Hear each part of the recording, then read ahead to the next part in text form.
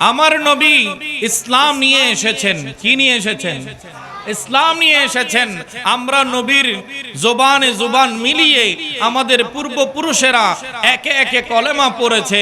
আজ এই জনপদের মানুষ কলেমা পড়েছে, লা ইলাহা ইল্লাল্লাহ মুহাম্মাদুর রাসূলুল্লাহ সাল্লাল্লাহু আলাইহি ওয়াসাল্লাম। এই জনপদের মানুষ কলেমা পড়েছে, মুসলমান হয়েছে। উদ্দেশ্য কি? আমার আল্লাহ বলছেন আমার হাবিবকে পাঠিয়েছি যেন এই পৃথিবীর বুকে ইসলামই যেন শ্রেষ্ঠ দ্বীন হিসেবে বিজয় হয়ে যায়। আল্লাহ বলছেন আমার হাবিবকে কেউ মানো আর না মানো, আমার হাবিবের ব্যাপারে কেউ সাক্ষী দাও বা না দাও, আমার হাবিবকে আমি কারো দিকে মুখাপেক্ষী করে রাখিনি। আল্লাহ বলছেন ওয়াকাফা বিল্লাহি শাহীদা। আর নবী আপনার রিসালাতের জন্য আপনার রাসূল হিসেবে প্রেরণ হওয়ার বিষয়ে আর কেউ সাক্ষী দেখ বা না দেখ, কেউ মেনে নিক বা না নিক, আমি আল্লাহ আপনাকে ঘোষণা করছি ওয়াকাফা বিল্লাহি শাহীদা। আপনি নবীর রিসালাতের সাক্ষী হিসেবে আমি আল্লাহই যথেষ্ট আছি। قال الله تبارك وتعالى في محكم كتابه المجيد بسم الله الرحمن الرحيم هو الذي أرسل رسوله بالهدى ودين الحق ليظهره على الدين كله وكفى بالله شهيدا صدق الله مولانا العظيم وبلغنا رسوله النبي الحبيب الكريم ونحن على ذلك من الشاهدين والشاكرين والحمد لله رب العالمين مولاي صل وسلم دائما أبدا على حبيبك خير الخلق كلهم आला हजरत अजीम अल बरकत इमाम शाह अहमद रजा खां फाजले बेरलवी रदियल्लाहु ताला अन्हु बड़ा चमत्कार करे बोलছেন फर्श वाले तेरी शौकत का उल्व क्या जाने फर्श वाले तेरी शौकत का उल्व क्या जाने खुसरवा अर्श पे उड़ता है फरेरा तेरा बड़ा करो बोले मरहबा বলছেন ফরশ ওয়ালে এই জমিনবাসী আপনার মান মর্যাদা সম্মান সম্পর্কে কি অনুমান করবে, কি আন্দাজ করবে, কি বা জানতে পারবে? আপনি তো সে রাসূল যার বিজয় পতাকা আল্লাহ আরশ আজিমে উড়িয়ে দিয়েছেন। আপনার চর্চা তো শুধু দুনিয়াতে নয় বরঞ্চ আরশ আজিমের মধ্যে আল্লাহ তাআলা আপনি রাসূলের সম্মাননাকে প্রতিষ্ঠা করে দিয়েছেন। একটু বড় করে বলে সুবহানাল্লাহ। সালাতুন ইয়া রাসূলুল্লাহ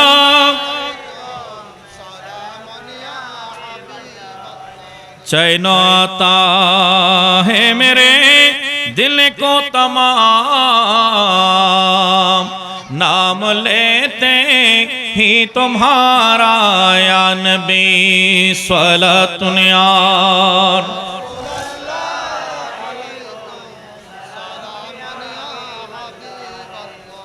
পবিত্র কোরআনে যদি আমরা তাকাই আল্লাহ সুবহানাহু ওয়া তাআলা পবিত্র কোরআনের সূচনাতে সূরা ফাতিহা নাজিল করেছেন। ওই সূরা ফাতিহার আল-হাম থেকে শুরু করে সূরা নাস ওয়ান নাসের সিন পর্যন্ত শুরু থেকে শেষ পর্যন্ত পুরো আদ্যপান্ত কোরআনের মধ্যে আমার নবীর তারিফ করেছেন, আমার নবীর প্রশংসা মর্যাদার বয়ান করেছেন।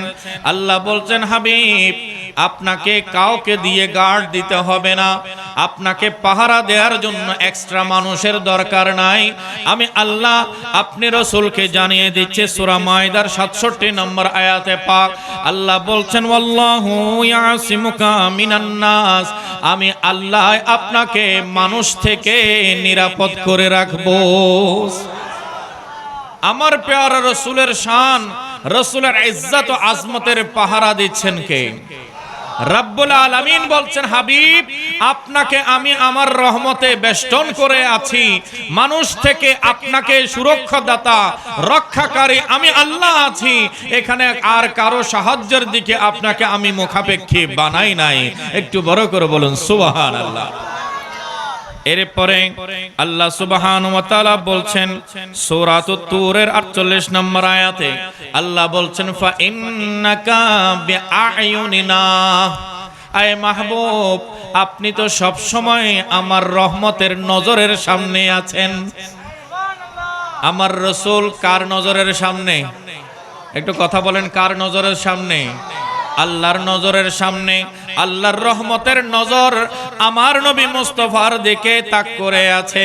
রব্বুল আলামিন বলছেন, হাবিব নামাজের মুসাল্লায় দাঁড়িয়ে আপনার মন চায়, আপনি বারবার আপনার মনের আশা হয় আপনি বাইতুল মুকাদ্দাস থেকে সরে বাইতুল্লাহর দিকে ফিরে যাবেন, খানায়ে কাবার দিকে ফিরে আপনি ইবাদত বন্দেগি করবেন। আপনি বাইতুল মুকাদ্দাসের দিকে 16 মাস বা 17 মাস নামাজ আদায় করেছেন, কিন্তু আপনার মন চায় আদম সফিউল্লাহ যে খানায়ে কাবা বাইতুল্লাহ কাবা শরীফ নির্মাণ করেছে আপনি সেদিকে ফিরে ফিরে নামাজ পড়বেন। আমার আল্লাহ বলছেন, কদ নারা তাকাল্লুবা ওয়াজহাকা ফিস সামাই ফালানু আল্লিয়ান্নাকা কিবলাতান তারদাহা। একটু বড় করে বলুন সুবহানাল্লাহ। আমার আল্লাহ বলছেন, কদ নারা হাবিব আমি আপনার দিকে তাকিয়ে রয়েছে, চেয়ে রয়েছি, আপনার দিকে আমি চেয়ে রয়েছি। আপনার চেহারাকে আপনি বারবার আসমানের দিকে তুলছেন, আপনার নজরকে আসমানের দিকে তুলছেন। হাবিব আপনাকে আমি জানাতে চাই, শুধু নজর আপনার দিকে নয়, বরঞ্চ আপনি আমার দিকে তাকাচ্ছেন আর আমি আল্লাহ আপনার দিকে তাকিয়ে রয়েছি। তাহলে এখানে কয় দিকে? এখানে কয় দিকে? দুই দিকে যোগাযোগ। একদিকে রাসূল আল্লাহর দিকে চেয়ে আছেন, আর আল্লাহ কার দিকে? রাসূলের দিকে তাকিয়ে আছেন। আমার আল্লাহ বলছেন, ফা ইন্নাকা বিআয়ুনিনা, হাবিব আপনি তো আমার রহমতের নজরের সামনে আছেন। একটু বড় করে বলুন সুবহানাল্লাহ। এরপরে রব্বুল আলামিন পবিত্র কোরআনের মধ্যে বলছেন, হাবিব শুধু তাই নয়, যখন থেকে আমি আপনাকে সৃজন করেছি, সৃষ্টি করেছি, একের পর এক পালা বদল করে করে এক পৃষ্ঠ থেকে অপর পৃষ্ঠে হযরতে আদম সফিউল্লাহ থেকে আপনার পিতা হযরতে আব্দুল্লাহ পর্যন্ত যে সকল বাবার পৃষ্ঠ দিয়ে আপনি নবীকে আমি দুনিয়াতে পাঠিয়েছি, ওই বিষয়টাও আমি আল্লাহর কাছে গোপনে নাই, বরং আল্লাহ নিজে বলছেন, আল্লাযী ইয়ারাকা হিনা তাকুম। সূরাতুশ শুআরার 218 নম্বর আয়াতে পাক আল্লাহ সুবহানাহু ওয়া তাআলা বলছেন, আপনি কোন কোন বাবার পৃষ্ঠ দিয়ে আগমন করছেন, আপনার প্রতি বাবার পৃষ্ঠদেশে আপনি নবীর নূরের আগমনকে আমি আল্লাহ নিজে দেখে রয়েছি। তাহলে আমার প্যারা রাসূলের সৃষ্টি থেকে আজ পর্যন্ত একটা মুহূর্ত আল্লাহর নজর থেকে খালি নয়। আল্লাহ বলছেন, হাবিব আমি আপনাকে দেখে রয়েছি আর আপনি আমাকে দেখে রয়েছেন। একটু বড় করে বলুন সুবহানাল্লাহ। শুধু তাই নয়, আল্লাহকে দেখার জন্য হযরতে জলিল কদর সিনিয়র ক্লাসের পয়গম্বর হযরতে সৈয়দনা মুসা কালিমুল্লাহ আলাইহিস সালাম আল্লাহর দরবারে আবেদন করলেন। কি করলেন? আবেদন করলেন, অ্যাপ্লিকেশন করলেন, দরখাস্ত করলেন, আয় আল্লাহ তুরে সাইনার মধ্যে তুর পর্বতে দাঁড়িয়ে দাঁড়িয়ে পর্দার আড়াল থেকে আমি তোমার সাথে কথা বলি, আর তোমার কথা এত মধুর, এত সুন্দর কণ্ঠে, এত সুন্দর আওয়াজে আমি তোমার কথা শুনতে পাই। আল্লাহ তোমার সাথে আমি কথা বলি, রব্বুল আলামিন তোমার সাথে কথা বলতে বলতে আমি তোমার প্রেমে পড়ে গেছি, আমি আল্লাহর প্রেমে পড়ে গেছি। বলে আমার মন আর মানে না, আমার প্রেম বলে আমার মালিক যার কথা এত সুন্দর, না জানি আমার মালিক দেখতে কত সুন্দর। আমার মন বলে আমার মালিককে দেখব।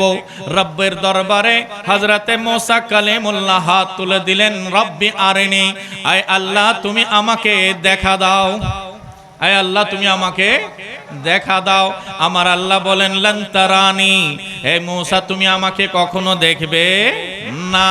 এখন মুসা বলে রব্বি আরিনি, রব আমাকে দেখা দেন। আল্লাহ বলেন লান তারানি, মুসা তুমি আমাকে কখনো দেখবে না। এদিকে প্রেমের আবদার, আল্লাহর মাহবুব নবী যখন বারবার আবেদন করছেন, আল্লাহ বলছেন ঠিক আছে, নবীর দোয়া আমি ফেরত দেই না। তুমি যখন বারবার আমার কাছে আমাকে দেখার জন্য আবেদন করছো, তাহলে সেটার ফয়সালা হবে পরে, আগে পরীক্ষা দাও। যদি পরীক্ষার মধ্যে পাশ করো তাহলে আমাকে দেখবে কিনা ফয়সালা হবে। একটু বড় করে বলুন সুবহানাল্লাহ। আল্লাহ জানে কার চোখের পাওয়ার কি, জানে কিনা? সবাইকে সৃষ্টি করেছেন কে? হযরতে মুসা আলাইহিস সালামকে সৃষ্টি করেছেন কে? আল্লাহ। তো আল্লাহ জানে মুসার চোখে আল্লাহ দেখার পাওয়ার আছে কি নাই।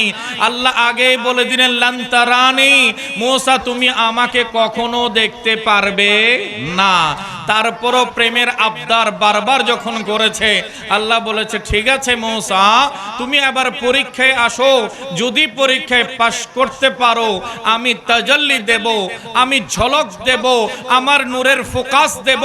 যদি সেটা সহ্য করতে পারো তবে সিদ্ধান্ত হবে তুমি আমাকে সরাসরি দেখবে কিনা। একটু বড় করে বলুন সুবহানাল্লাহ। হযরতে মুসা কালিমুল্লাহ আলাইহিস সালাতু ওয়াস সালাম তুরে সাইনার মধ্যে গেলেন, রবকে দেখার জন্য প্রস্তুতি নিয়ে গেলেন। আল্লাহ বলছেন ফালাম্মা তাজাল্লা রাব্বুহু লিল জাবাল, যখন মুসার রব আল্লাহ সুবহানাহু ওয়া তাআলা ওই পাহাড়ের উপরে নিজের তাজাল্লি দিলেন, নিজের ঝলক দিলেন।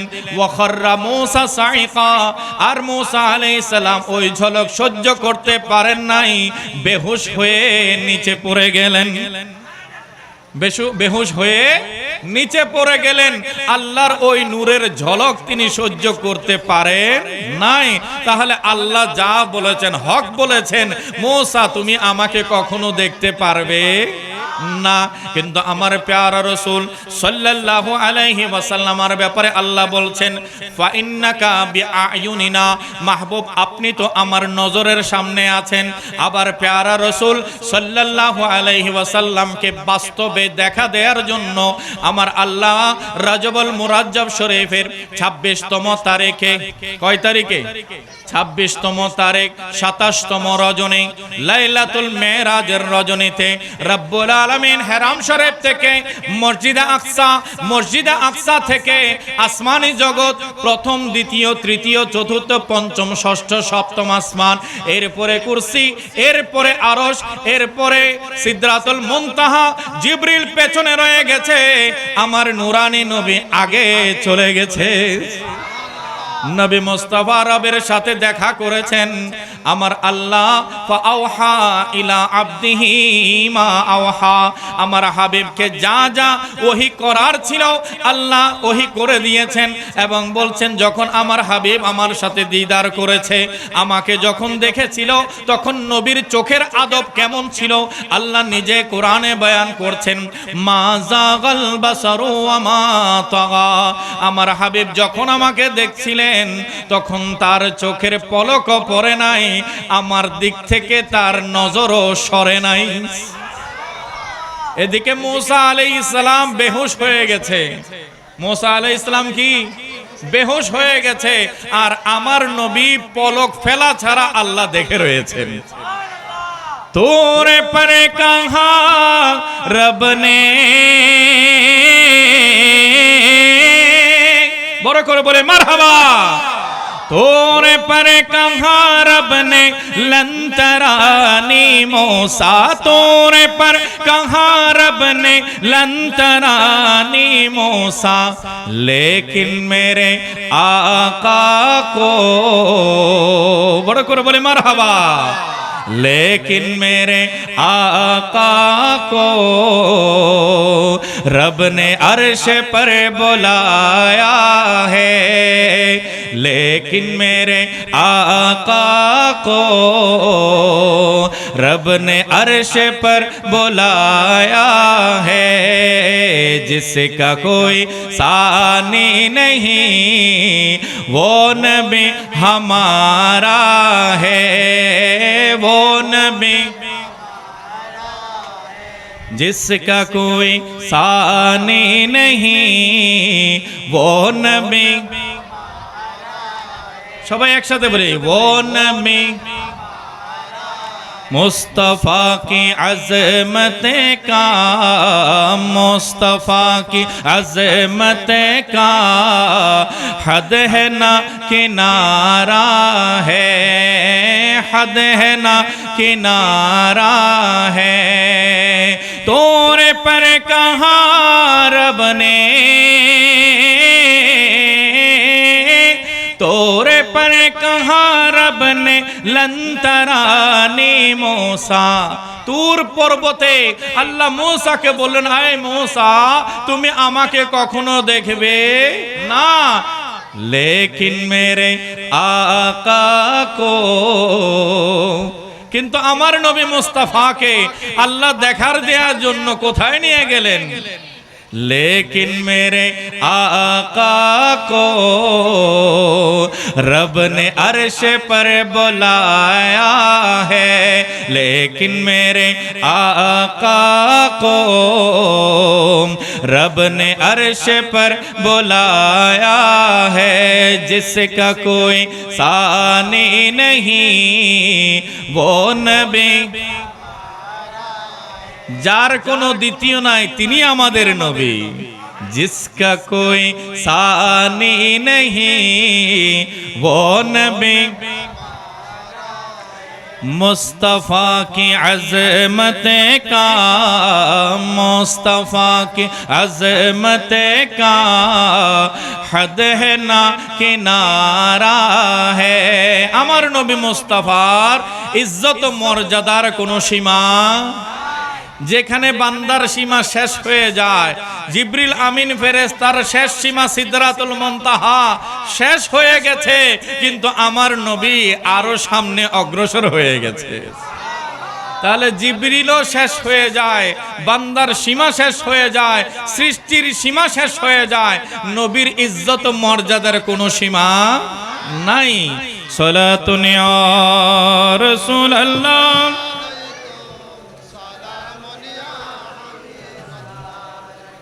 दो आलम क्यों ना हो कुर्बा उसी पर खुदा भी है रज़ा ज़ोए मोहम्मद सल्लल्लाहु अलैहि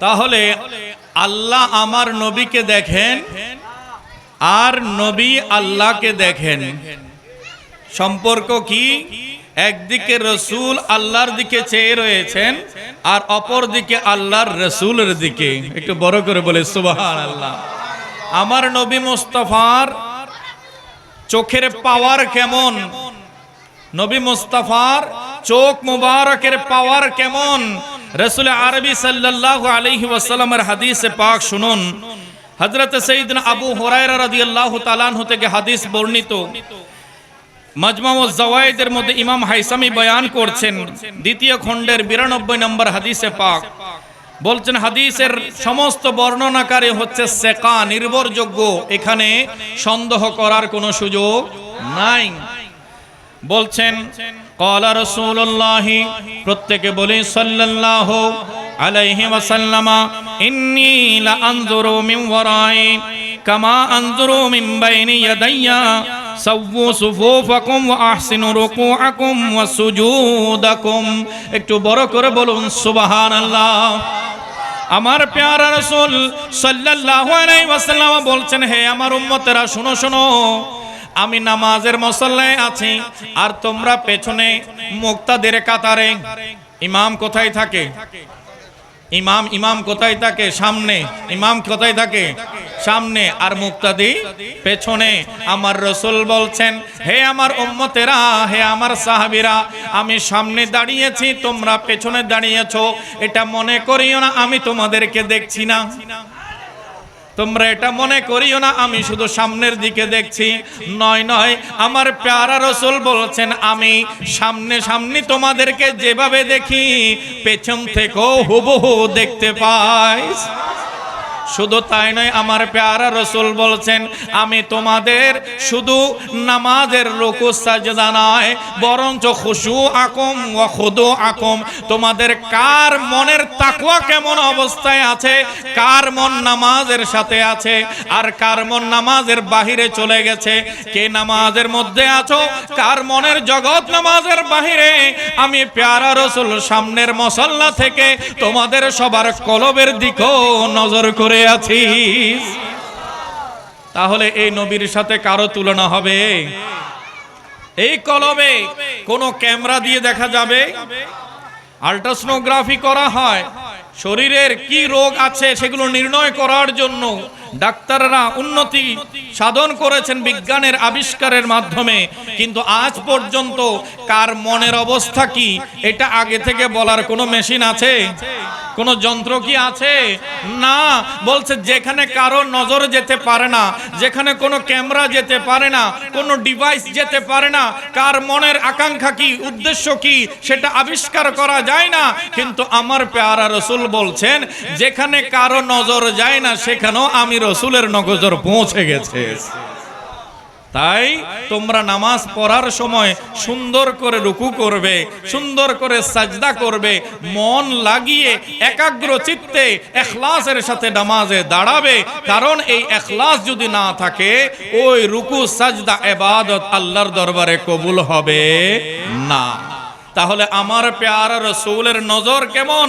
বলছেন একদিকে আল্লাহর দিকে চেয়ে রয়েছেন, অপর দিকে আল্লাহর রাসূলের দিকে চেয়ে রয়েছেন, আর আমার প্যারা রাসূল গোটা উম্মতকে চেয়ে রয়েছেন, আর উম্মতের কলবের অবস্থাও আমার নবীর নজরে রয়েছে। একটু বড় করে বলে সুবহানাল্লাহ। সালাতুন ইয়া রাসূলুল্লাহ।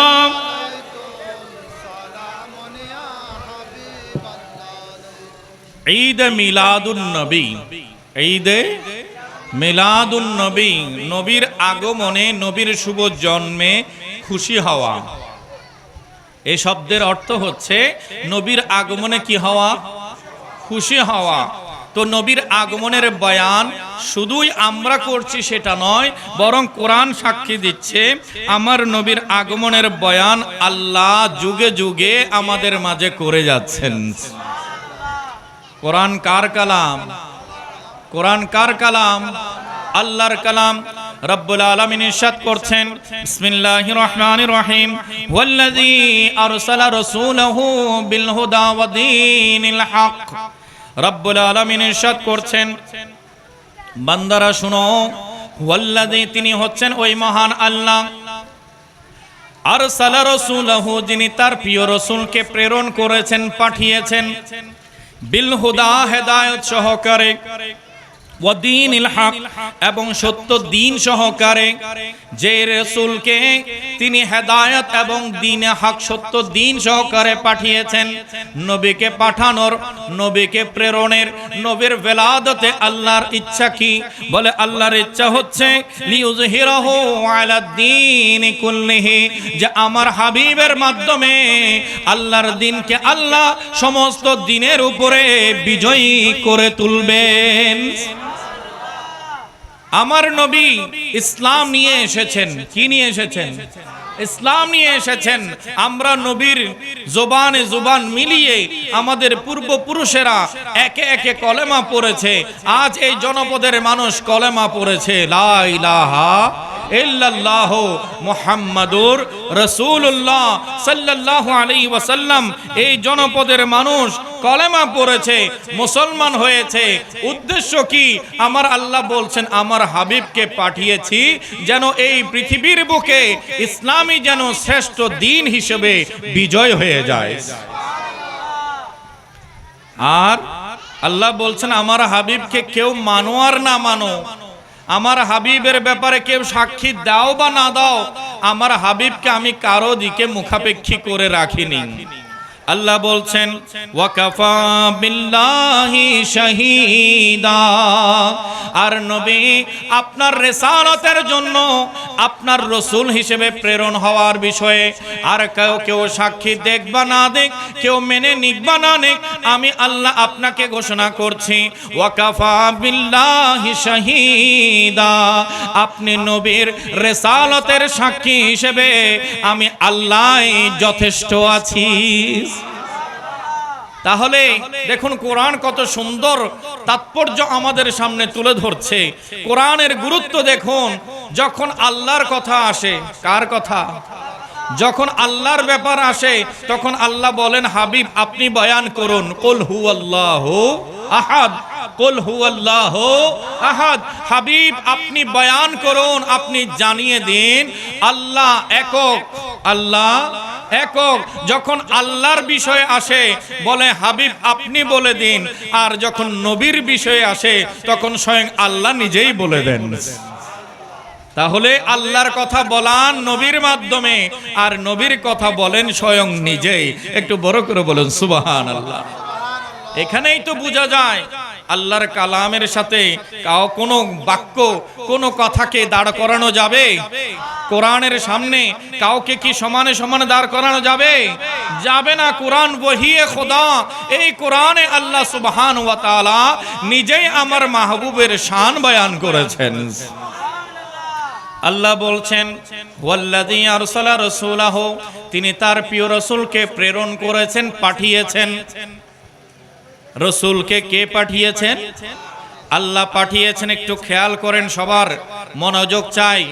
আমরা এক জায়গা থেকে অন্য জায়গায় কোনো কিছু যদি পাঠাতে চাই, আমাদের কুরিয়ার সার্ভিস আছে কিনা? কথা বলেন, কুরিয়ার আছে কিনা? আছে। ডাক বিভাগ আছে, যেখানে চিঠিপত্র আমরা পাঠাতে পারি, কুরিয়ার করতে পারে। তো যখন কুরিয়ার করে কোনো জিনিস পাঠানো হয় তখন তিনটা সম্পর্ক লাগে। কয়টা?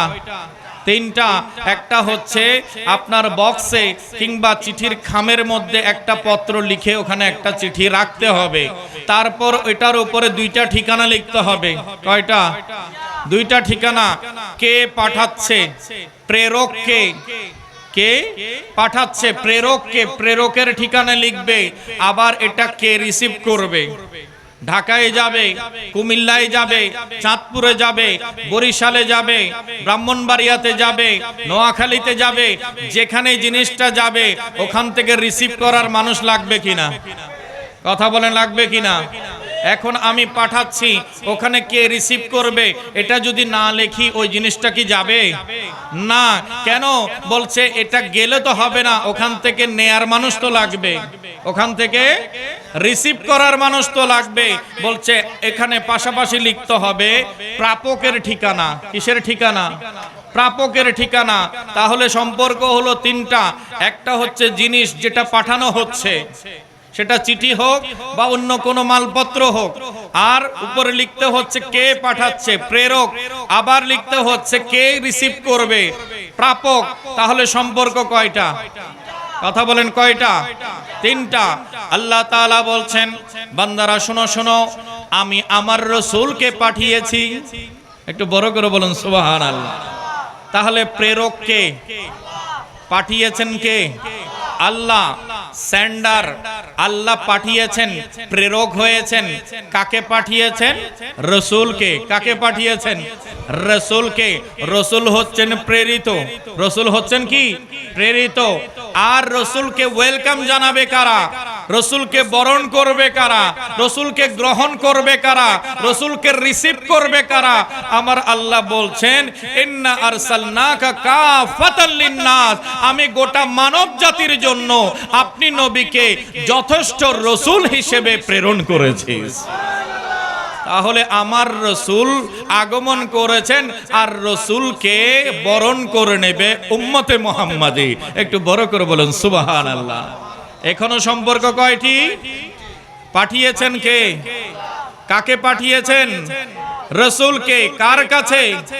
উম্মতের কাছে। কার কাছে? উম্মতের কাছে। পাঠিয়েছেন কে? সবাই বলে পাঠিয়েছেন কে? আল্লাহ। কাকে পাঠিয়েছেন? রাসূলকে। আর কাদের কাছে? উম্মতের কাছে সম্পর্ক কয়টা? তিনটা। এখানে আল্লাহ বুঝিয়ে দিয়েছেন, যিনি আল্লাহ তিনি রসুল নন, একটাকে অপরটার সাথে মিলিয়ে ফেলার কোনো সম্পর্ক সুযোগ নাই। তাহলে আমরা ইবাদত করি কার? আল্লাহর। তবে আমরা এটা মনে প্রাণে বিশ্বাস করি, আমাদের ইবাদত তখনই শুদ্ধ হবে যখন নবীর সুন্নাহ মোতাবেক হবে, নবীর শেখানো পদ্ধতিতে হবে। নিজে নিজে ইচ্ছা মাফিক যদি আপনি আমি ইবাদত করি, ওই ইবাদত কি কবুল হবে? কখনোই নয়। তাহলে আমরা এইটা মানি যে ইবাদত করি কার? আল্লাহর। কার শেখানো পদ্ধতিতে? রাসূলের শেখানো পদ্ধতিতে। এখানে যেমন প্রেরক, প্রাপক, প্রেরিত, চিঠি তিনটার মধ্যে সম্পর্ক ভিন্ন ভিন্ন, ঠিক তেমনি এই প্রক্রিয়া তো প্রত্যেকটার সম্পর্ক ভিন্ন ভিন্ন। আল্লাহ সুবহানাহু ওয়া তাআলা আমাদের আকীদা, বিশ্বাসকে স্পষ্ট করে দিচ্ছেন, বলছেন আমার হাবিবকে খোদা মনে করিও না, আমার ইবাদত করবে হাবিবের দেখানো পদ্ধতি মোতাবেক ইবাদত করবে। একটু বড় করে বলুন সুবহানাল্লাহ। আবার বলেছেন আমার রাসূলকে উম্মতের কাতারে নামাতে চাইও না, নবীকে নিজেদের মতো মনে করার কোনো সুযোগ নাই। নবী উম্মত নন, উম্মত নবী হতে পারে না। আর নবীকে আমরা খোদাও বলি না। তিনটার মধ্যে সম্পর্কগতভাবে তিনটা আলাদা আলাদা বিষয়। তবে একটা জিনিস মাথায় রাখেন, উম্মতের স্তর নিচে, মাঝখানে কে? নবী, উপরে সবাই বজ্র কণ্ঠে আওয়াজ দিয়ে বলছি আমরা আমার নবীকে বড্ড ভালোবাসি। বলেন আমরা ভালোবাসি কিনা? আমার মনের ঘরেতে রেখেছি যারে, আমার মনের ঘরেতে রেখেছি যারে, দো জাহানের বাদশা নবী কামলিওয়ালা রে, দো জাহানের বাদশা নবী আমার দয়াল নবী রে, আমার মায়ার নবী রে, আমার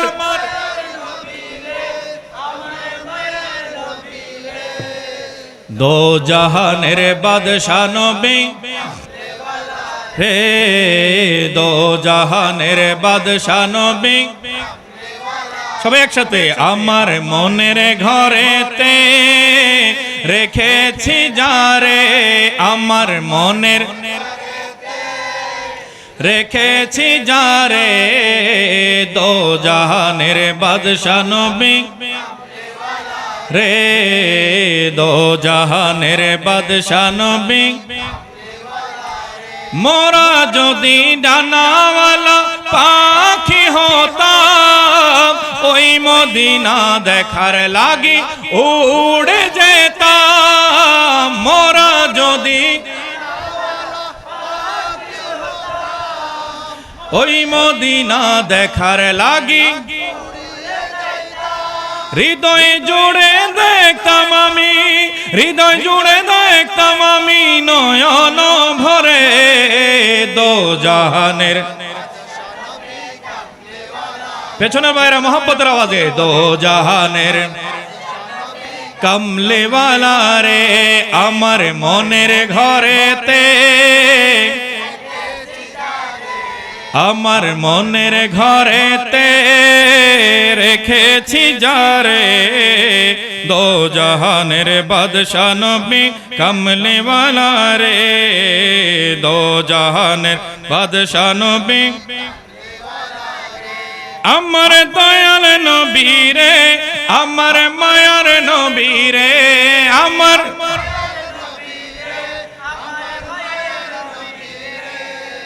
दो जहानेर बादशाह नबी कमली वाला रे, दो जहानेर बादशाह नबी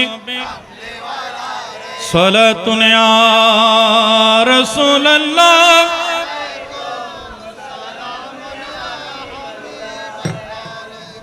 তাহলে নবীর ভালোবাসা জানান দিতে হবে। তাদের বড় সমস্যা হয় যখন আমরা আমার নবীকে ভালোবাসি বলি, কিন্তু মুসলমান মাত্রই বিশ্বাস করে আমার ঈমান ততক্ষণ পর্যন্ত পূর্ণ হবে না যতক্ষণ না আমার হৃদয় জুড়ে আমার নবীর মহব্বত থাকবে। এরপরে আসেন নবীর ভালোবাসা কিভাবে পাওয়া যাবে।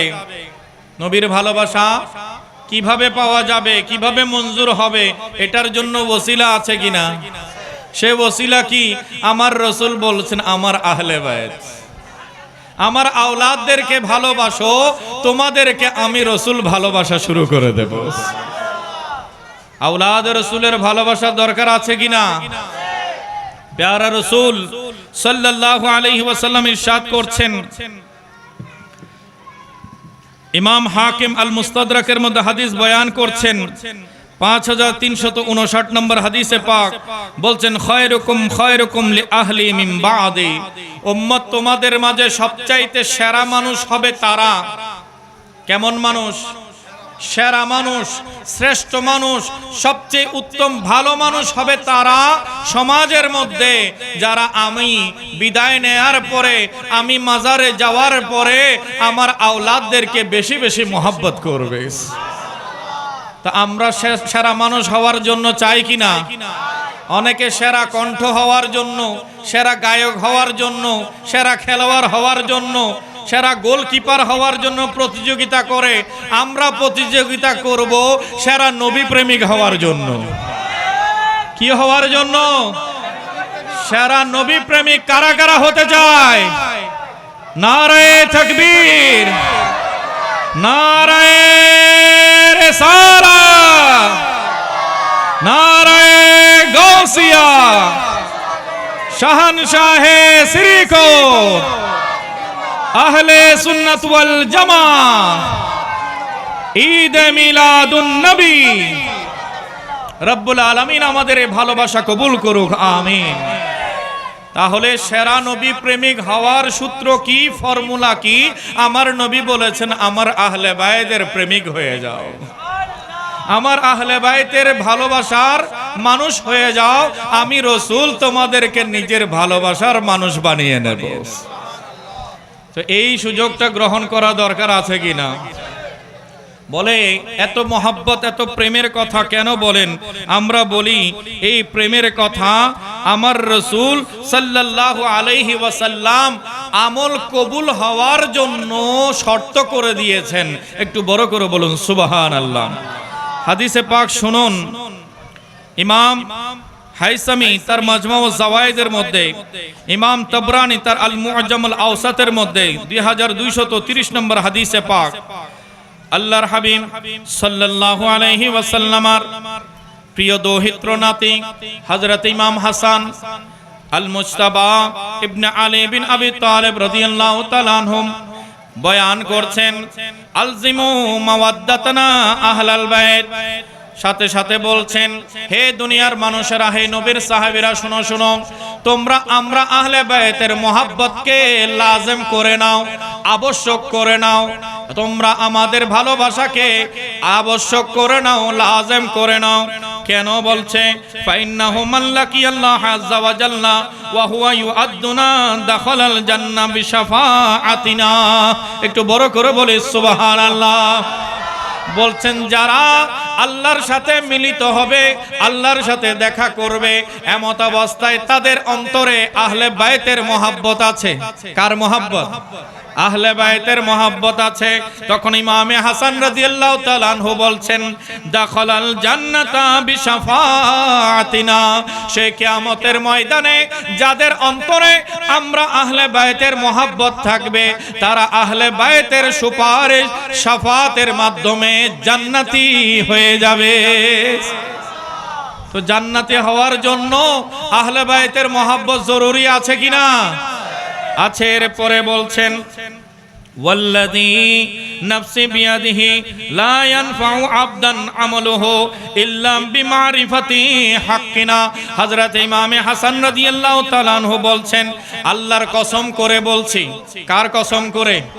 আল্লাহর কসম করে বলছি, কোন বান্দার আমল তাকে মুক্তি দিতে পারবে না, কোন বান্দার আমল তাকে নিরাপত্তা দিতে পারবে না যতক্ষণ পর্যন্ত ওই বান্দা আমাদের হক সম্পর্কে জানবে না, আমরা আহলে বায়তকে চিনবে না, আহলে বায়তকে মহব্বত করবে না, ততক্ষণ পর্যন্ত তার ওই আমলের কারণে সে পার পেতে পারবে না আহলে বায়তের মহব্বতে কাল কিয়ামতের ময়দানে বান্দাকে জান্নাতে যাওয়ার জন্য ওসিলা বনে যাবে। তাহলে নবীর আওলাদের ভালোবাসা দরকার আছে কিনা? যদি না হয় তাহলে কাল হাসরের ময়দানে আমলগুলো নিয়ে আমরা দাঁড়াবো, কিন্তু সেগুলো আল্লাহর দরবারে কবুল হবে না। সেজন্য নবীর আওলাদকে মনে প্রাণে ভালোবাসতে হবে। নবী, আমরা যখন আওলাদ রসুলকে ভালোবাসবো তখন আমার প্যারা রসুল আমাদেরকেও ভালোবাসবেন। আর যখন আল্লাহর রসুল ভালোবাসবে তখন ওই বান্দাকে কে ভালোবাসেন? আল্লাহ ভালোবাসেন। একটু বড় করে বলে সুবহানাল্লাহ। সালাতুন ইয়া রাসূলুল্লাহ।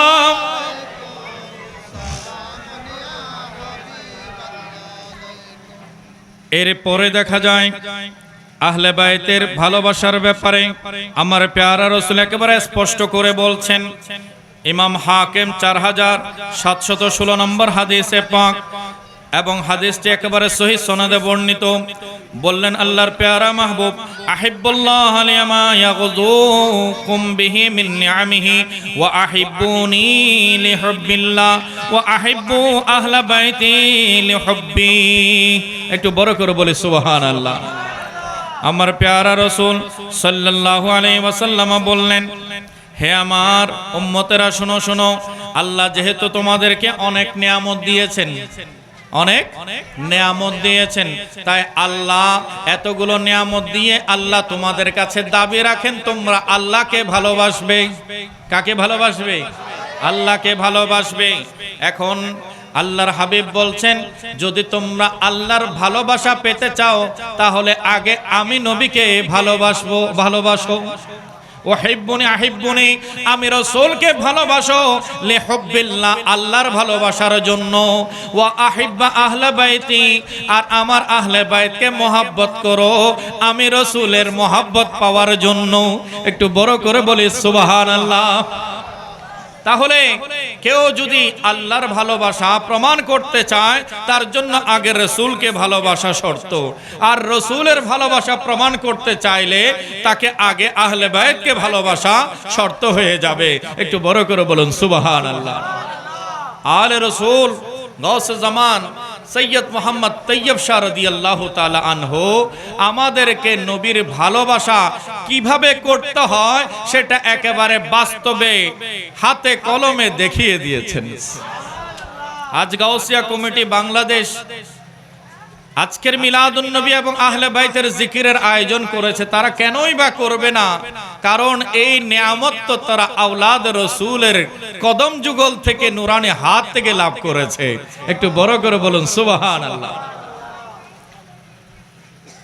ঈদ মিলাদুন নবীর মাসে 12 রবিউল আউয়াল শরীফে আওলাদ রাসূলের নেতৃত্বে জামে আহমদিয়া সুন্নি আলিয়া ময়দান থেকে যে মহান জশ্নে জুলুস বের হয়, সেখানে মানুষ কয়জন হয়? শত মানুষ, হাজার মানুষ, নাকি লাখে লাখে? লাখে লাখ, লক্ষ লক্ষ মানুষের জমায়েত হয়, এবং আগামীতে ধারণা করা হচ্ছে এটা লক্ষের মধ্যে আর সীমিত থাকবে না, কোটি পার হয়ে যাবে। इश्क़ मुस्तफ़ा दिया है पीर तैयब शाह ने, लाखों को एक जा किया है पीर तैयब शाह ने। बड़ो करो बोले मरहबा। पीर तैयब शाह আমাদেরকে কি দিয়েছেন? बोले इश्क़ मुस्तफ़ा दिया है पीर तैयब शाह ने लाखों को एक जा किया है पीर तैयब शाह ने। ईद मिलादुन्नबी से बातिलाने दीन को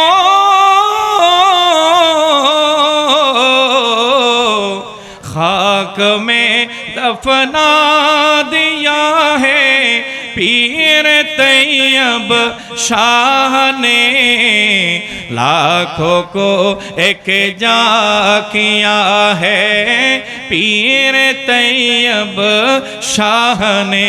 बड़ो করে বলি মারহাবা।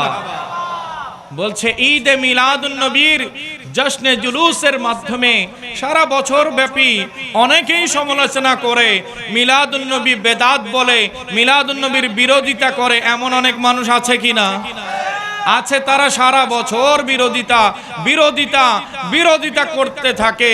যখন আল্লাহর রাসূলের এই পবিত্র বেলাদত শরীফ সুবহে বাহারা বারে রবিউল আউয়াল শরীফে নবীর আওলাদের নেতৃত্বে যখন জশ্নে জুলুস বের হয়ে যায়, তখন গোটা চট্টগ্রাম 12 আউলিয়ার পুণ্যভূমি নবী প্রেমিকের ঢল নেমে কানায় কানায় পূর্ণ হয়ে যায়।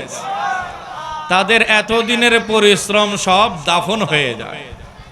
তাদের পরিশ্রম সবগুলো কি হয়ে যায়? দাফন হয়ে যায়। তো আমরা নবীর আওলাদের সাথে থাকতে রাজি আছি কিনা? কথা বলেন, আছে কিনা?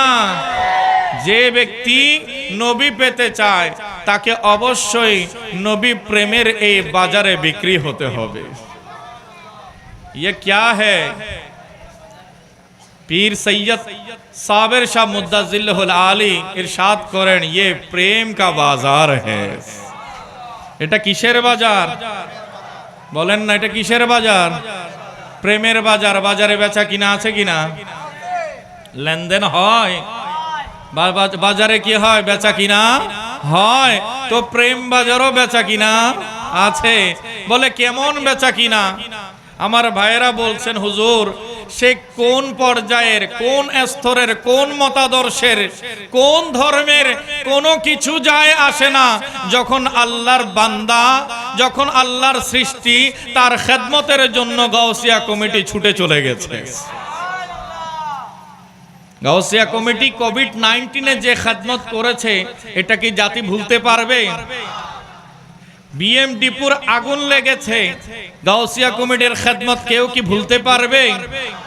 লাওয়ারিস লাশ পানি থেকে সংগ্রহ করে এনে তা গোসল করে সুন্দর করে কাফন পরিয়ে দাফন করা এখনো গাউসিয়া কমিটির নিয়মিত কার্যক্রম চালু রয়েছে। এই জাতি কি ভুলতে পারবে?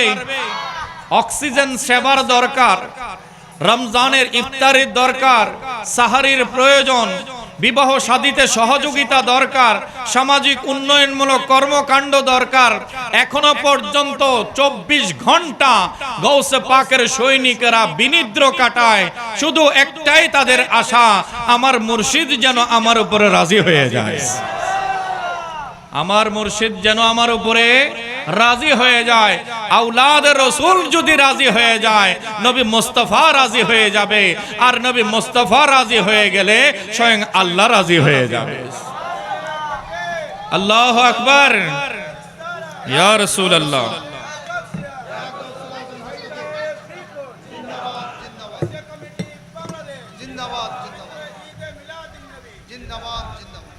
তাহলে গাউসিয়া কমিটি এই কাজ কিভাবে করছে?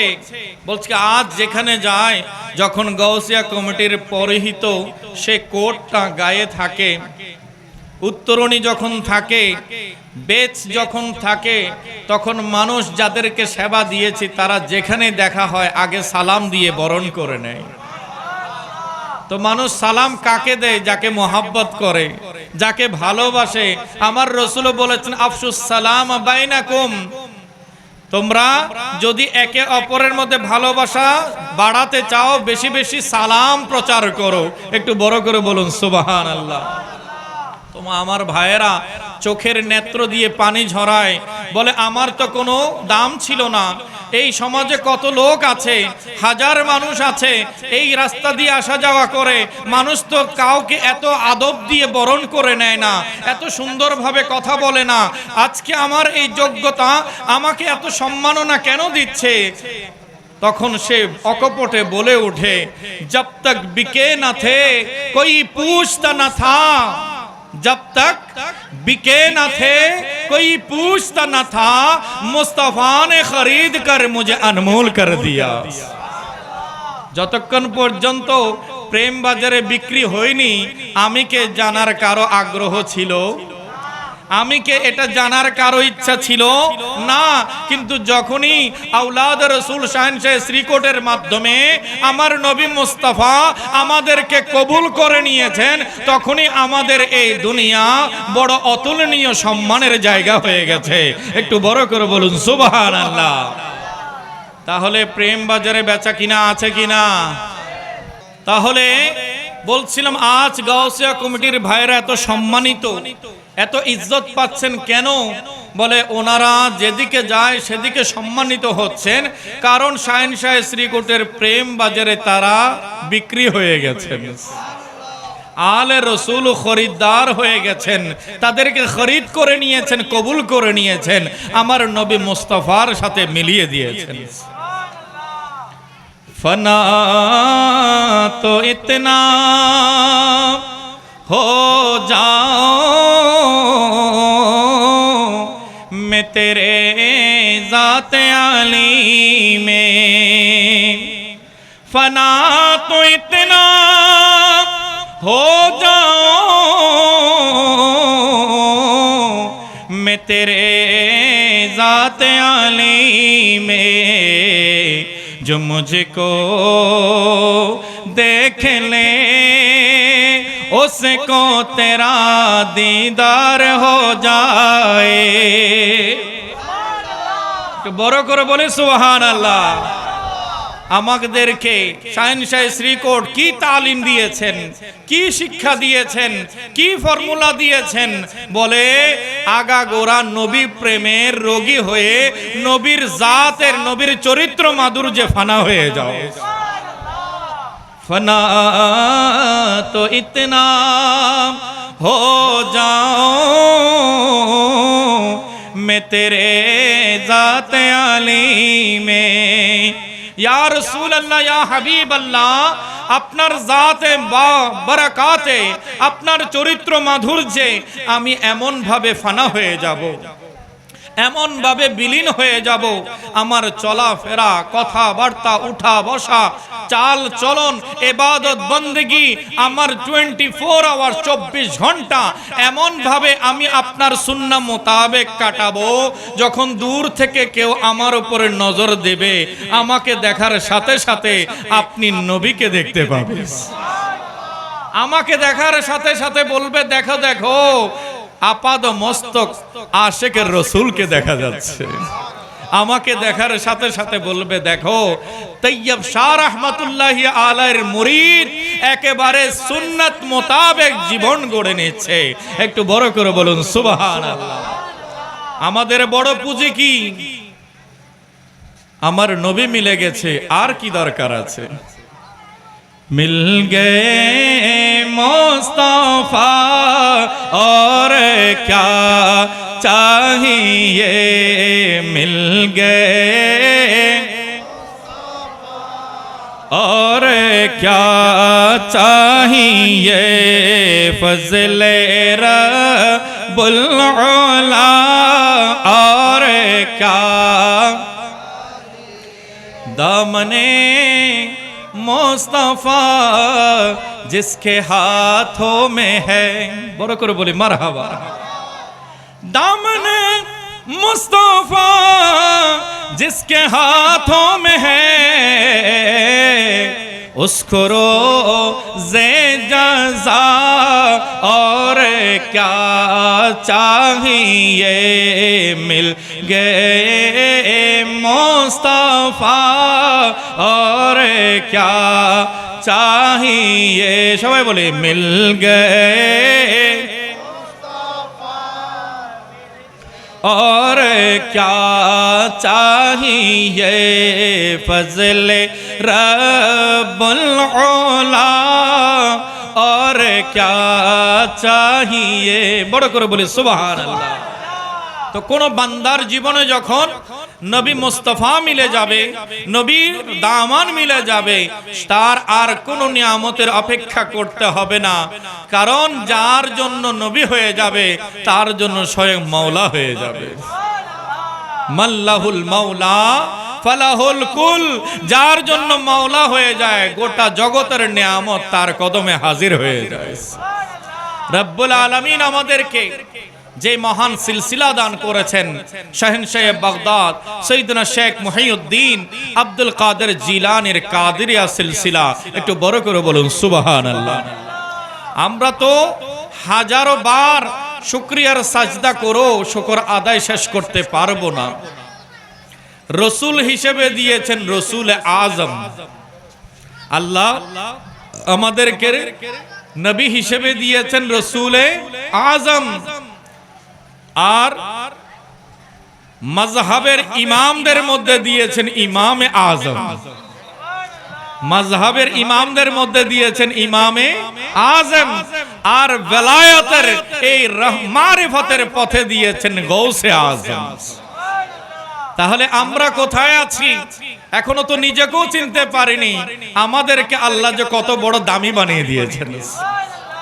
আমার আপনার যোগ্যতা নাই হতে পারে, কিন্তু আমার আকাদের মর্তবা, আমার আকাদের মর্যাদা কেউ বয়ান করে শেষ করতে পারবে? वो किया मर्तबा एगो से है आला तेरा, বড় করে বলি মারহাবা। ऊंचे ऊंचो के सरों से कदम आला तेरा, বড় করে বলি মারহাবা। বলছেন আয়েশা বাগদাদ সৈয়দনা শেখ মুহিউদ্দিন আব্দুল কাদের জিলানী, আপনার তারিফ আপনার মর্যাদা কিভাবে বয়ান করব? আল্লাহর দরবারে যারা নৈকট্য প্রাপ্ত তাদের মাথাগুলো তো আপনার কদমের নিচে তারা ঝুঁকিয়ে দিয়েছে। সরে ভলা ক্যা कोई जाने के है कैसा तेरा, বড় করে বলে মারহাবা। আপনার মাথা মুবারকের কি তারিফ করব, আপনার মাথা মুবারকের পজিশন কি বয়ান করব? সরে ভলা ক্যা कोई जाने के है कैसा तेरा, औलिया मलते हैं आंखें वो है तलवा तेरा, বড় করে বলি সুবহানাল্লাহ। আপনি তো সেই গৌসুল আজম আব্দুল কাদের জিলানী, যার পায়া মুবারকের কদম যুগলের সাথে লেগে থাকা বালিকণাগুলোকে বলি আল্লাহরা চোখের সুরমা বানিয়ে নিয়েছে। আপনার শান আপনার মর্তবা আমি আপনি কি বয়ান করব? আমাদের বড় ভরসা, গৌসে পাক বলেছেন মুরিদি লা তাখাফ আল্লাহু রাব্বি, আমার মুরিদেরা ভয় পেও না, ভয় পেও না, আল্লাহর সাথে তোমাদের ব্যাপারে আমার কমিটমেন্ট হয়েছে, তোমাদের কোনো ভয় নেই। আল্লাহ কোরআনে বলেছেন আলা ইন্না আউলিয়া আল্লাহি লা খাউফুন আলাইহিম ওয়া লা হুম ইয়াহজানুন, আল্লাহ কোরআন ঘোষণা করে সার্টিফাই করে দিয়েছেন ওলি আল্লাহদের কোনো ভয় নাই, নিজের জন্য নয় নিজের মুরিদের জন্য কোনো ভয় নাই। ওয়া লা হুম ইয়াহজানুন, তারা কিয়ামতের ময়দানে কোনো দুশ্চিন্তায় পড়বে না। তো তারা কিভাবে করেছেন? আজ আমরা শাহেনশাহ বাগদাদের হাতে হাত দিয়েছি, ফাতিহা ইয়াজদামের মাহফিলে এসেছি, আমরা গৌসে পাকের প্রেমিক হিসেবে আজ এখানে ভক্ত অনুরক্ত হিসেবে শরীক হয়েছি। কত বড় মর্তবার মাকাম আমরা অর্জন করেছি আমরা নিজেরা এখনো জানি না। হুজুর শাহেনশাহ বাগদাদ বলছেন ইন্না ইয়াদি হাদিহি আলা মুরিদি কাসসামাই আলাল আরদি, একটু বড় করে বলুন সুবহানাল্লাহ। বাহাজ্জাতুল আসরার কিতাবের মধ্যে ইমাম আবুল হাসান শাতনবী রাহমাতুল্লাহি আলাইহি বয়ান করছেন, আমার পীর ও মুর্শিদ গাউসুল আজম আব্দুল কাদের জিলানী রাদিয়াল্লাহু তাআলা আনহু বলছেন, আমার এই বেলায়েতের হাত আমার মুরিদদের উপরে এমন ভাবে আছে যেভাবে জমিনের উপরে আল্লাহর আসমান আছে। তো জমিন যেখানে আসমানও আছে কিনা? জমিন আর আসমান কোথাও দুভাগ হয়ে গেছে এরকম কোন জায়গা আছে? আলাদা হয়ে গেছে এমন আছে? নাই। বলছে আমার মুরিদ পৃথিবীর উত্তর, দক্ষিণ, পূর্ব, পশ্চিম যে প্রান্তেই থাকুক না কেন তাদের উপরে আমার বেলায়েতের হাত রয়েছে। একটু বড় করে বলে সুবহানাল্লাহ। শেখ আব্দুল কাদের জিলানী আমাদের অভয় দিলেন, যা যা হুকুম করেছি, যা যা নির্দেশ দিয়েছি সেগুলো পালন করো, মেনে চলো। তবে একটা জিনিস মনে রেখো, আমার দামান ধরেছো, আমি তোমাদের ছেড়ে জান্নাতে যাব না, আমি তোমাদেরকে রেখে চলে যাব না। আল্লামা ইবনে জাওজি রাহমাতুল্লাহি আলাইহি বলছেন, জামিনা শেখ মুহিউদ্দিন আব্দুল কাদের আল জিলানী লিমুরিদিহি আল্লা ইয়ামুত আহাদুন ইল্লা বিত্তাওবা। একটু বড় করে বলুন সুবহানাল্লাহ। শেখ ইবনে জাওজি রাহমাতুল্লাহি আলাইহি বলছেন, শেখ আব্দুল কাদের জিলানী রাদিয়াল্লাহু তাআলা আনহু আল্লাহ সুবহানাহু ওয়া তাআলা থেকে গ্যারান্টি হয়ে গেছেন। একটু বড় করে বলুন সুবহানাল্লাহ। উম্মতের জন্য জামিনদার হয়ে গেছেন, গ্যারান্টি হয়ে গেছেন যে তার কোন উম্মত ইন্তেকালের পূর্বে তওবা করা ছাড়া মারা যাবে না। তার উম্মতেরা, তার যারা মুরিদেরা আছে তারা সর্বাবস্থায় ইন্তেকালের সময়ে তওবা করতে করতে ইন্তেকাল করবে। একটু বড় করে বলুন সুবহানাল্লাহ। আমার কাছে এক ভাই জানতে চেয়েছেন, এই যে প্রশ্ন দিয়েছেন, মৃত্যুর আগে হুজুর দিয়ে তওবা পড়া কতটা যুক্তিযুক্ত? আপনাকে আমি মারহাবা জানাই। আমার আলোচনার ভেতরে তওবার প্রসঙ্গ এসে গেছে। শেখ মুহিউদ্দিন আব্দুল কাদের জিলানী রাদিয়াল্লাহু তাআলা আনহু বলছেন, জামিনা শেখ মুহিউদ্দিন আব্দুল কাদের আল জিলানী লিমুরিদিহি আল্লা ইয়ামুত আহাদুন ইল্লা বিত্তাওবা, যে তার মুরিদেরা, তার প্রেমিকেরা কেউ তওবা করা ছাড়া ইন্তেকাল করবে না। অবশ্যই তারা মৃত্যুর আগে আগে তওবা পড়বে আর কলেমা তাদের মুখ দিয়ে জারি হয়ে যাবে।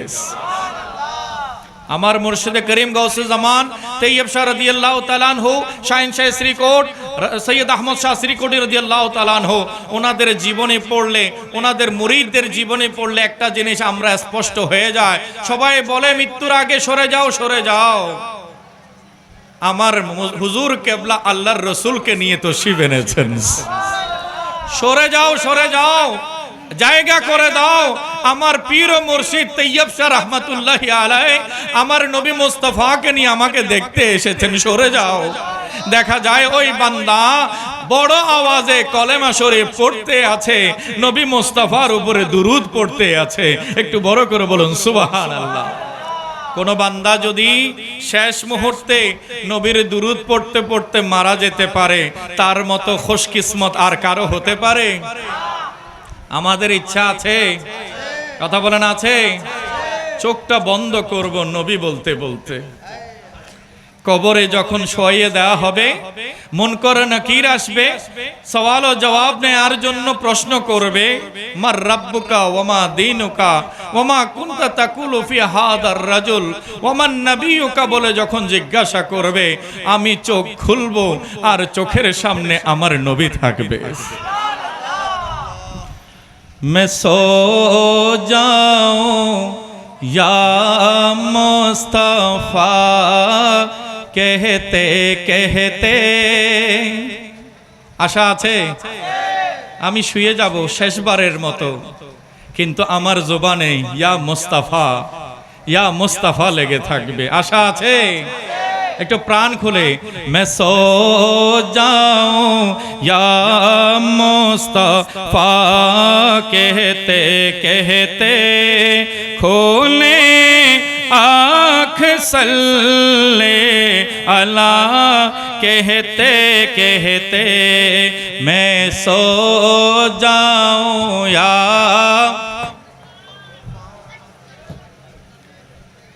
या मुस्तफा कहते कहते मैं सो जाऊं या একটু বড় আওয়াজে বলি না ইয়া মুস্তাফা कहते कहते खोले आँख सल्ले अला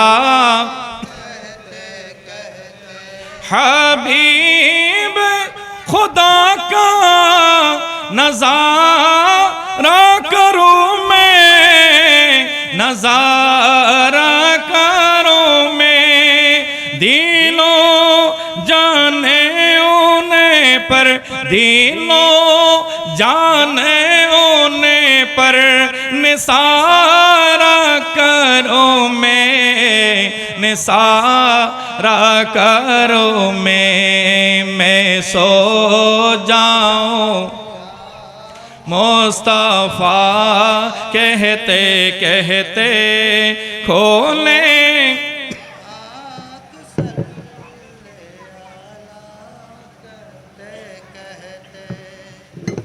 তাহলে আমরা চাই যেন শেষ মুহূর্তটা আমার নবীর নাম নিতে নিতে আল্লাহ কবুল করে নেন। একজন মাইয়াত ইন্তেকালের সময় বড় অসহায় হয়ে যায়। তার একদিকে শয়তান ঈমান নিয়ে টানা হেচড়া করতে থাকে, অপরদিকে তার চোখে রিকেপ হতে থাকে, পেছনের কথাগুলো স্মরণ হতে থাকে, কোন সময় কি করেছে, কোন সময় কোন গুনাহ করেছে এগুলো চোখের সামনে ভেসে উঠতে থাকে। বান্দার প্রাণ বের হয়ে যাওয়ার উপক্রম, বান্দা অসুস্থ, বান্দা মৃত্যু রোগে আক্রান্ত, তখন বান্দা বড় হয়রান। একদিকে ঈমান হরণ করার জন্য শয়তান উপস্থিত, অপরদিকে নিজের কৃতকর্মের জন্য সে বড় চিন্তিত। এমত অবস্থায় আমার প্যারা রাসূল বলেছেন লাক্কিনু মাউতাকুম, তোমরা তোমাদের মুমূর্ষ মৃত্যু পথযাত্রীদেরকে আল্লাহর স্মরণ করিয়ে দাও। একটু বড় করে বলুন সুবহানাল্লাহ। তাদেরকে তোমরা আল্লাহর স্মরণ করিয়ে দাও, তাদেরকে তালকিন করো। তবে এটা বলিও না তুমি বলো কলেমা লা ইলাহা ইল্লাল্লাহ মুহাম্মাদুর রাসূলুল্লাহ, তাকে বলতে হুকুম দিও না, বরঞ্চ তোমরা বড় বড় করে পড়তে থাকো। ওই বান্দা খুশনসিব হলে আল্লাহ সুবহানাহু ওয়া তাআলা তার জবান দিয়ে কলেমা জারি করে দেবে। তাই তালকিন করার কথা হাদিস শরীফের মধ্যে সরাসরি আছে। একটু বড় করে বলুন সুবহানাল্লাহ। যখন মাইয়াতের শ্বাস প্রশ্বাস বেড়ে যাবে তখন তার মাথার পাশে গিয়ে সূরা ইয়াসিন তেলাওয়াত করবে, সূরা ইয়াসিন তেলাওয়াত করবে, সূরা মুলক তেলাওয়াত করবে। আমার হাবিব বলেছেন এই দুই সূরা বান্দার রূহ কবজের সময় বান্দাকে বড় আরাম দেয়, বান্দার জন্য শেফা হয়ে যায়। একটু বড় করে বলে সুবহানাল্লাহ। কবরের পারে যখন যাবে তখন তোমরা সূরা মুলুক পড়বে। আমার প্যারা রাসূল বলেছেন ওই সূরা মুলুক যখন কবরের পারে পড়া হয় তখন ওই কবরবাসীর আযাব চিরতরে বন্ধ হয়ে যায়। তাহলে কোরআনের আয়াত তেলাওয়াত কলেমা শরীফের শিখিয়ে দেওয়ার মধ্যে ফায়দা আছে কিনা? কথা বলেন আছে কিনা? তাই কোনো যদি বান্দাকে আমরা তালকিন করিয়ে দিই, তওবা শেখায়, তাকে যদি আমরা পড়িয়ে দিই, তখন আমার প্যারা রাসূল বলছেন আত-তাইবু আনিজ যামবি কামাল্লা যামবালাহু। যখন কোনো বান্দা তওবা করে, কি করে? তওবা করে, তখন সে এমন ভাবে বেগুনাহ হয়ে যায়, নিষ্পাপ হয়ে যায় যে ওই বান্দার আমলনামায় আর কোনো গুনাহ থাকে না, একেবারে মাসুম হয়ে যায়। তাহলে আমাদের সব সময় তওবা করার দরকার আছে কিনা? নবী মুস্তাফা সাল্লাল্লাহু আলাইহি ওয়াসাল্লাম বলছেন ইন্নী আস্তাগফিরুল্লাহ ফি কুল্লি ইয়াউমিন ওয়া লাইলাতিন আকসারা মিন ৭০ মাররাতান। আমি নবী মুস্তাফা সারা দিন ৭০ বারেরও বেশি আল্লাহর দরবারে ইস্তেগফার করি, তওবা পড়তে থাকি। একটু বড় করে বলি সুবহানাল্লাহ। নবীর কোনো গুনাহ নাই, নবীগণ সম্পূর্ণ মাসুম বেগুনাহ, তারপর উম্মতের শিক্ষার জন্য, উম্মতের কিসের জন্য? শিক্ষার জন্য আমাদেরকে তালিম দিয়েছেন। বলেছেন আমি নবী মুস্তাফা কোনো আগে পরে কোনো গুনার কল্পনা যেখানে করা যায় না, সেখানে নবী মুস্তাফা বলেছেন আমি দিনে 70 বারেরও বেশি তওবা করি। তাহলে আমার নবী মুস্তাফা যদি 70 বারেরও বেশি করে, আমাদেরও বেশি পরিমাণে তওবা করার দরকার আছে কিনা? তো ফায়দা কি হয়? যখন বান্দা তওবা করে আল্লাহ গুনাহ মাফ করে দেয়, বান্দার উপরে রাজি হয়ে যায়। আমরা চাই আল্লাহকে রাজি করতে। কাকে রাজি করতে? আল্লাহকে রাজি করতে। সেজন্য আমরা যতদিন হায়াত আছে ইবাদত বন্দেগি করব, তওবা করব, নামাজ ঠিকভাবে পড়ব। বলি আল্লাহর মিশনের মধ্যে ইবাদত বন্দেগি আছে কিনা? আছে। আমাদের শাহেনশাহ শ্রীকোট আমাদেরকে যে ফর্মুলা দিয়েছেন, যে কর্মসূচি দিয়েছেন, আমাদের বায়াত হওয়ার পরে আমাদেরকে আগে ফরজ নামাজের তালিম দিয়েছেন। প্রত্যেকবারে বলেছেন ফজর के नमाज के बाद, मगरिब के नमाज के बाद, इशा के नमाज के बाद, মানে কি আগে ফরজ পড়ো, তারপরে নফল তাসবিহ পড়ো। তাহলে নফলের পজিশন বলেছেন পরে, আগে বলেছেন কিসের কথা? ফরজের কথা। এবং সাথে সাথে দুইটা জিনিস আমাদের মনে করিয়ে দিয়েছেন, একটা হচ্ছে হকুল্লাহ আর একটা হচ্ছে হকুল ইবাদ। একটা হচ্ছে আল্লাহর হক, যে আল্লাহর ইবাদত করতে হবে, আল্লাহর দরবারে সাজদা দিতে হবে, আল্লাহর বিধান মোতাবেক হুকুম মোতাবেক চলতে হবে। मैं वो काम करूंगा जिससे अल्लाह रसूल राजी हूं, मैं वो काम नहीं करूंगा जिससे अल्लाह और रसूल नाराज हूं। স্পষ্ট করে দিয়েছেন আমি সেই কাজই করব যে কাজে আল্লাহর রাসূল রাজি হন, আর ওই কাজ থেকে বিরত থাকব যে কাজে আল্লাহ রাসূল নারাজ হন, অসন্তুষ্ট হন। আমাদেরকে আল্লাহর হক চিনিয়ে দিয়েছেন। এরপরে যখন বয়ান করেন তাসবিহ বলার আগে বলে দেন अगर किसी का माल दबाया हो तो, किसी पर जुल्म किया हो तो, কারো উপরে যদি জুলুম করে থাকো, কারো সম্পদ যদি আত্মসাৎ করে থাকো, এটা বান্দার হক।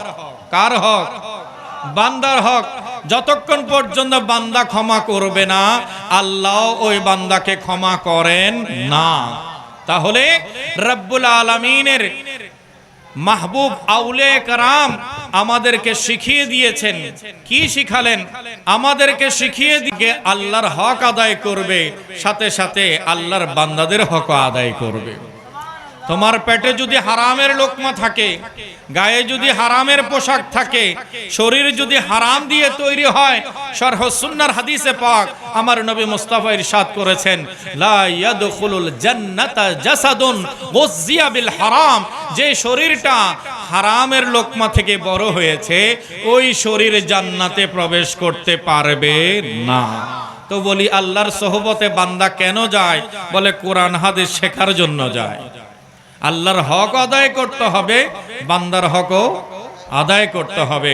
আল্লাহ তাআলা আজকের যারা আয়োজন করেছেন, গাউসিয়া কমিটি বাংলাদেশ হাফেজনগর শাখার সকল ভাইদের এই পরিশ্রম, এই অংশগ্রহণ, এই খেদমতকে কবুল এবং মঞ্জুর করুন, আমিন। আমরা যা কিছু শুনেছি, যা শিখেছি, তা আমল করার আল্লাহ তৌফিক দান করুন। আমাদের মনে রাখতে হবে আমার নবী মুস্তাফার সাথে মিলিত হওয়ার জন্য বড় ওসিলা আওলাদ রাসূল আমাদের কাছে আসে। আছে কি না? আছে। আমরা আওলাদ রাসূলের হাতে দামান ধরব, আওলাদ রাসূলের সেই জান্নাত নিশান জামিয়ার দিকে আমরা নজর রাখব, জামিয়ার খেদমত করব, জামিয়া জিয়ারত করব, দেখতে যাব, আলমগীর খানকা শরীফের 11वीं শরীফে যাব, গাউসিয়া কমিটির দাওয়াতে খায়রের প্রোগ্রামে বসবো, শরীয়তের মাসলা মাসাইল জানতে পারবো। মাসিক তরজুমানে আহলে সুন্নাত আঞ্জুমানের যে মাসিক পত্রিকা গাউসুজ্জামান তৈয়ব শাহ রহমাতুল্লাহ আলাইহি দিয়েছেন, সেটা সংগ্রহ করব।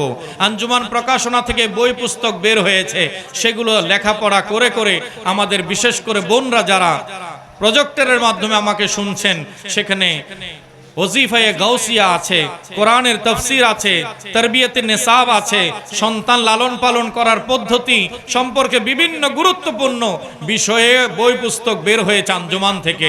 আপনারা সেগুলো আপনাদের পুরুষ ভাই যারা আছেন, আপনাদের পরিবারের সদস্য, তাদের মাধ্যমে ক্রয় করে আনবেন।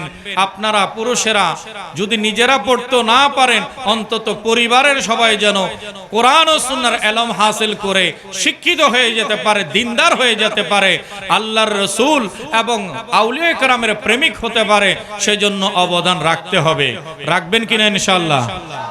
সবাই তরজুমান সহ আঞ্জুমান প্রকাশনা গ্রহণ করবেন।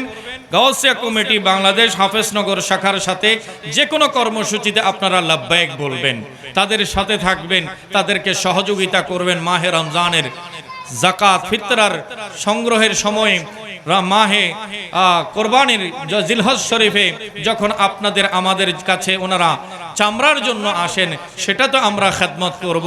কারণ আওলাদ রসুল তাহের শাহ মুদ্দাজিলুল আলী বলেছেন, হযরত মাশায়েখ হযরত আমাদের উপরে এমন বেশি অবদান, এমন বেশি এহসান করেছেন, আমরা যদি নিজের গায়ের চামড়াও খুলে দিয়ে দিই, তাদের এহসানের শুকরিয়া আদায় হবে না। এত বড় এহসান ওনারা করেছেন। সেজন্য আপনাদের কাছে ওনারা যখন যাবে, তাদেরকে খালি হাতে ফেরত করবেন না, তাদের কর্মসূচির সাথে থাকবেন এবং তাদেরকে সহযোগিতা করবেন। আমার জন্য দোয়া করবেন, আমি আপনাদের জন্য দোয়া করছি। রব্বুল আলামিন আমাদের আপনাদের সকলের উপস্থিতিকে কবুল এবং মঞ্জুর করুন, আমিন।